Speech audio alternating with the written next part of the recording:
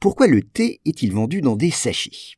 Alors d'abord, sachez que cette façon de vendre le thé n'est pas récente. Et contrairement à toute attente, on ne la doit pas aux amoureux du thé que sont les Anglais, mais à un Américain. Le thé en sachet date très précisément de 1908. Et même d'un peu plus tôt, puisque 5 ans avant, aux États-Unis, fut déposé le premier brevet de pochette à thé en soie à l'époque.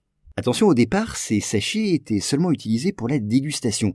Ils permettaient de présenter de petits échantillons et de conserver la saveur des feuilles de thé.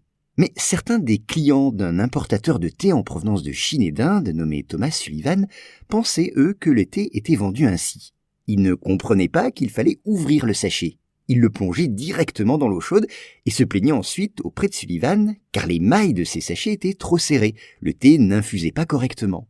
Alors Sullivan, lui, comprit la méprise, mais il vit une nouvelle façon de vendre ses produits. Il remplaça alors la soie par de la gaze pour que le thé ainsi emballé infuse mieux.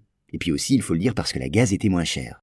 Mais attention, il faudra tout de même attendre 1930 pour voir apparaître le premier sachet en papier dont le brevet est déposé à Boston.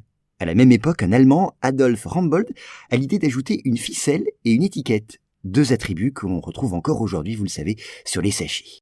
Mais alors, qu'est-ce que les Anglais ont pensé de cette innovation ?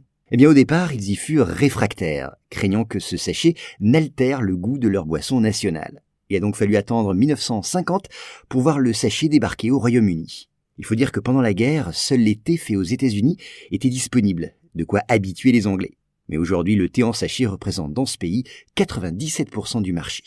Enfin, pour conclure, et toujours à propos de thé, je rappelle aux moins assidus de choses à savoir que le thé est parfois servi avec la théière très haut au-dessus de la tasse, non parce que c'est joli ou pour refroidir l'eau, mais pour faciliter la digestion.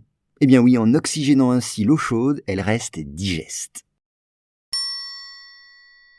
Voilà pour cet épisode. S'il vous a plu, sachez que j'en publie plusieurs par jour sur mes podcasts Choses à savoir. Je mets tous les liens en description. Merci.